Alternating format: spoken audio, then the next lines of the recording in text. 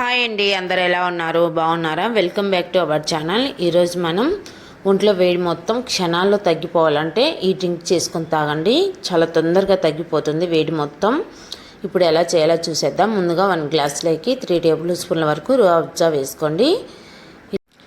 ఇప్పుడు 1 గ్లాస్ వరకు చల్లని వాటర్ పోసుకోవాలండి. ఇలా పోసుకొని పావు టీ స్పూన్ బ్లాక్ సాల్ట్, 2 టేబుల్ స్పూన్ల వరకు ముందుగా నానబెట్టుకున్న సబ్జా సీడ్స్, అదేవిధంగా 1 టేబుల్ స్పూన్ వరకు తేనె వేసుకోవాలండి.